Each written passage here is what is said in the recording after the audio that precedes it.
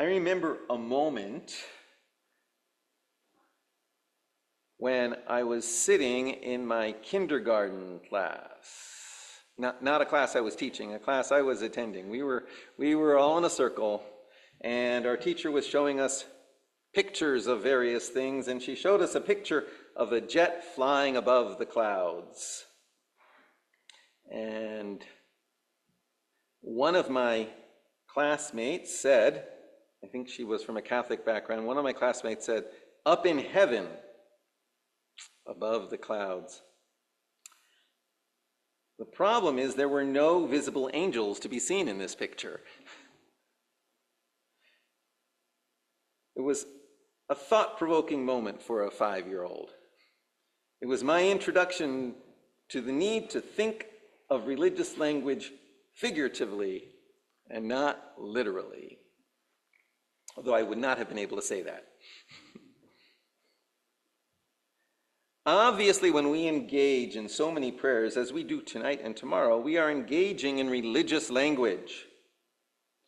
We encounter so much imagery, so much description. How literally do we take this language? How literally do we mean it when we address God as HaMelech HaYoshev al Kisei Ram V'Nisa, the king sitting on a high and exalted throne? How literally do we mean it, or are we supposed to mean it? What do we mean when we speak of a God who forgives? Is God a person sitting above the world looking down? Does God really have the whole world in his hands, as the African American spiritual says? As literally as a child may hold a beach ball at the seashore. What do we mean when we say God? Are we meant to believe that God is a separate personality, holding open the book of life in one hand and checking each of us off in that book of life, hopefully, one by one with a celestial pen in the other hand? Or is it kosher to be a little more abstract in our thinking, and to think and to claim that God doesn't really have a physical image in the way we are speaking at the moment, or even in the way that the Torah speaks of, or certainly in the way the Siddur or Machzor, the High Holiday Prayer Book, speaks of God? To a very great extent, that is certainly where much of Jewish tradition comes down. God does not have a physical image. God does not have a face, a hand, a finger, an arm, a back. Instead, the claim is most often made that these are linguistic images, figures of speech, metaphorical use of words to describe divine reality, reality that is ultimately beyond words. Some of the Targumim, the Targums, Targum means translation, and when we say Targums, we normally mean the late ancient Aramaic translations of the Torah from about the 3rd century CE.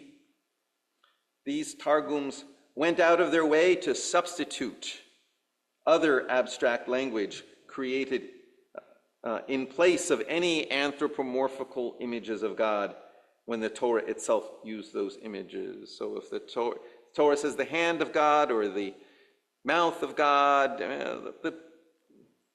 the Aramaic would add a lot of other words to say it in a different way. Those Aramaic translations were probably created to be used when the Torah was read aloud in Hebrew to an Aramaic-speaking Jewish public, which would have been most of us, so that the people would understand what was being read. In just the same way as we often read an English translation along with the Hebrew when we read Torah. When I introduced that, I was thinking of that tradition of the Aramaic.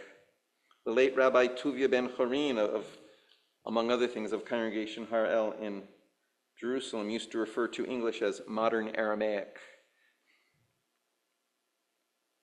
Maimonides, the Rambam, Resh Mem Bet Men, Rabbi Moshe ben Maimon, born in Cordoba in 1135 and who lived most of his life in Cairo, where he died in 1204, absolutely rejected the idea that God had any bodily form, and judging from his writings would have criticized as a fool anyone who thought otherwise.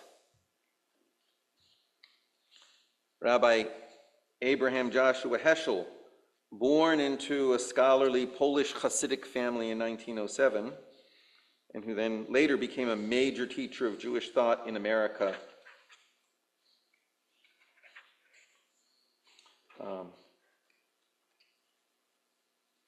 where he died in 1972. Abraham Joshua Heschel noted that the Torah itself tells us not to make any graven images of God.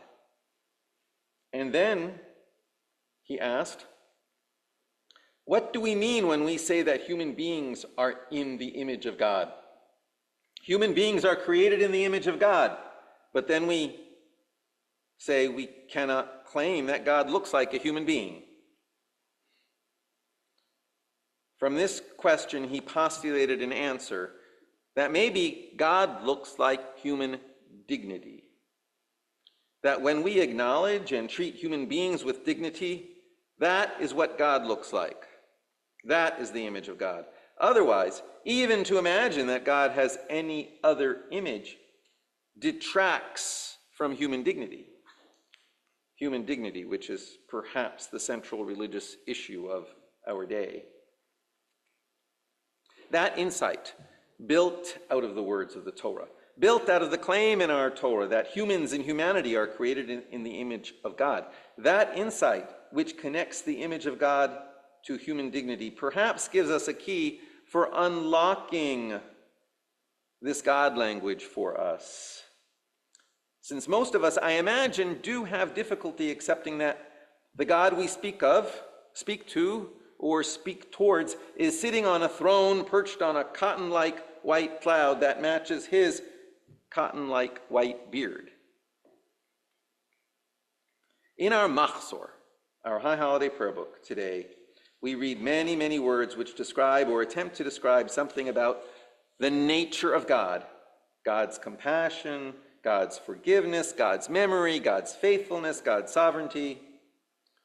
Yet, to fully climb into these words, we have to translate the words into terms of human experience. Love and support among our family, friends and community, consequences and forgiveness in our relationships, mutual obligation and responsibility, our ultimate mortality and lack of control. In using religious language, it is important to think about what perspective we are speaking from. Are we trying to express spiritual truth from a divine perspective, or are we trying to express spiritual truth from a human perspective? Are we trying to describe the nature of God, or are we trying to describe the experience of being human? Trying to describe the nature of God might be called theology, the study of theos, the study of God, which of course immediately runs into the problem that our religious tradition insists that God is above and beyond the ability to be expressed in words. As we often say in very clear and insistently uttered Aramaic, God is le'ela min kol birchata v'shirata tushbechata v'nechamata da'amiran bi'alma. Above all blessings, songs, meditations, and prayers that are said in the world. And at this time of year, some of you may have noticed that traditionally we even add a word to this line in the Kaddish prayer, so that we say, le'ela u'le'ela mikol birchata v'shirata tushbechata v'nechamata damiran bi'alma. Above and above all blessings, songs, meditations, and prayers that are said in the world. These clearly uttered Aramaic words are providing us more than a clue about the limitations of theology. We can't know much about God, and we can say even less in words which are human constructions anyway. If we are here to make claims about the nature of God, there is only so far we are going to get. If we are here examining our situation from a divine perspective, trying to engage in theology, the study of God, we may not grow much in understanding. Perhaps this is also expressed in the words of Psalm 90, a psalm that is often recited at funerals when we are encountering the very limits of our own being. Ki elef shanim ba'enecha keyom etmol ki ya'avor. For 1,000 years are in your sight like yesterday that has passed. Describing spiritual truth from a perspective of infinity may be beyond the scope of our abilities as finite beings in this moment. Another approach opens for us if we can take this language voiced in terms of the nature of God and turn it into language attempting to describe the experience of being human. Instead of describing religious relationship from a divine perspective, we are describing religious relationship from the perspective of humanity. Instead of engaging in theology, the study of God, we are engaging in religious anthropology, the study of humanity and human beings living in relationship with divinity. Perhaps to describe more precisely our situation with our prayer services tonight and tomorrow, we are voicing words that speak from a divine perspective, speaking theology, describing God's nature, while simultaneously translating those truths into the language of religious anthropology, the language of human experience, from the perspective of us, human beings directly involved in this relationship. That is, when we speak of God's sovereignty, we are describing human limitation. When we speak of God's judgment, we are speaking of the consequences of our actions. When we speak of God's compassion, we are talking of the power of love and forgiveness. When we speak of God's command, we are speaking of our obligations and responsibilities, the power of mitzvah. When we speak of the sanctity of the divine image, we are speaking about the paramount importance of human dignity and all the universalistic truths that flow from that insight, expressed often in language affirming that all human beings are children of God, worthy and deserving of care, compassion, and justice, mutually responsible to each other and to the world around us as God's creation, responsible mutually to build towards a world of peace, harmony, and sustenance. When we speak of God's covenant specifically with the Jewish people, we are talking about the particular commitments and relationships we have with each other and with members of the Jewish people all around the world, and with the spiritual teachings and values that derive from our specific collective experience, which benefit us and are a gift we bring to the rest of the world. This is not a matter of tribalism, as some people jokingly claim, or others who are less than kind accuse. When we speak specifically of God's covenant with the Jewish people, we are presenting our own particular experience as a sign or symbol of universal truths. We talk about Zecher L'Tziat Mitzrayim, the memory of our exodus from Egypt, and we are speaking of a teaching of the ever-present possibility of liberation. When we talk about entering into the covenant, receiving the Torah at Sinai, we are talking about discerning a teaching of wholeness and responsibility out of the content and context of our very existence and experience. Finding divine truths within the content and context of our experience is more than tribalism. It is not tribalism.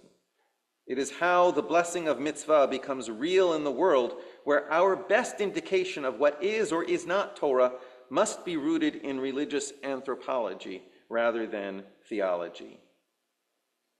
In other words, we cannot build productive and constructive spiritual life and community if we proceed from a presumption that we know the nature of God, and that therefore we know from a simple reading of the Bible what God's Torah is. We cannot proceed productively or truthfully from what would inevitably have to be a fundamentalist, literalist application of religious scripture used to impose religious practice upon the community and the world around us. We must instead proceed from the perspective of examining human experience, and especially the experience of human community attempting to live in relationship with divinity. As Jews, we begin not with the experience of some other people or peoples.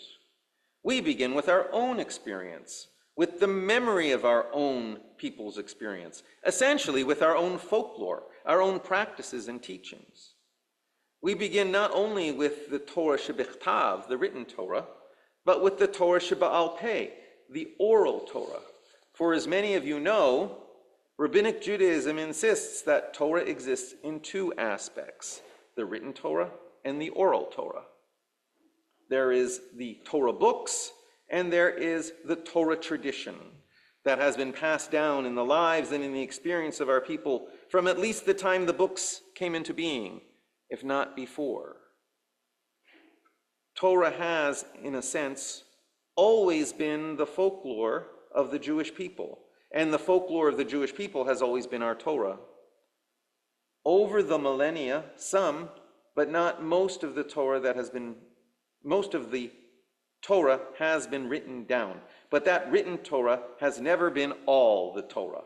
In many ways, the written Torah is just the cliff notes to the Torah. Because Torah, divine teaching by which we live, cannot be found only in a book. Torah has long been considered by our tradition as part of the fabric of the universe, the blueprints God looked at in order to create the world, the parchments and the letters being written in black fire on white fire, with the Torah being the white fire, the space between the letters. Torah is written not in a book, but on the sleeve of God. All this is metaphor to say that the Sefer Torah, the Torah scroll, is not the last word for us, it is the first word. It is not that the Torah book is unimportant, it is very important. When it is read in relationship to the life of our people in the midst of the world, when it is interpreted in light of our experience and in the context of our folklore and tradition, when it is understood that the true Torah we are to live out in practice at any given moment is beyond the book, not containable in the book, but embedded in the midst of the world. The Torah book points out to us the Torah that is built into the world and helps us to name it so that we can see it.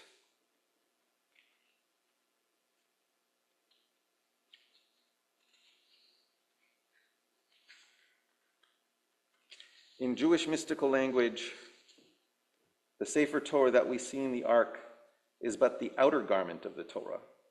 Behind the outer garment is the undergarment. Behind the undergarment is the body. Within the body is the soul. Within the soul is the soul of souls. And here we are getting close to Torah. Torah cannot be applied by a simple reading of the text. All Jews agree with this, even the most fervently Orthodox. The Torah is the starting point of a process. And in the nature of that process, of course, Jews do begin to differ. But often we forget this. We live in a very Protestant context in which many people are saying that the Bible by itself is the full measure of what religious teaching is, whether they accept it or reject it personally. With oral Torah, we study Torah in the context of an ancient, ongoing, and continuous conversation of debate and deliberation. The teachings of Torah are woven upon the loom of Jewish history. They come out of our own experience, filtered through our own culture. They are our own particular expression of universalistic truth. Precisely because they are rooted in real human experience, they therefore have real power. When the founder of the Reconstructionist movement, Rabbi Mordechai Kaplan, defined Judaism itself as the evolving religious civilization of the Jewish people, his implication was that Jewish sacred ideas, teachings, and practices were inseparable from the people itself. The sacred, as we understand it, exists and is expressed in our world through us. The power and the character of those teachings are inseparable from our being. Torah, Israel, and God are one, in the words of the Zohar. As we read in the Torah that we are to be a kingdom of priests and a holy nation, we hear the command to weave a great teaching of oneness and shalom out of the thread of our experience. This is part of what we mean when we recite the Shema, and this is part of what we mean when we conclude the Aleinu with the words, Bayom hahu yeh Adonai echad u'shemo echad. In that day, God will be one, and God's name one. In our Machzor, you will often find that the more traditional text is voiced in terms of images of God, as theology, as Torah from above, so to speak. The comments themselves wrestle with the text. They are clues for you to be able to translate the words into a description of human experience, religious anthropology, Torah from below, so to speak. To apply your life, the life of our community, the life of our society and of the world, as prisms through which to refract these traditional words. May you find blessing in this spiritual work, in the life of our community and the Torah refracted through it. And may you find and be a path of blessing in the world among your family and friends and the society in which we live throughout this coming year and beyond. Shana Tova.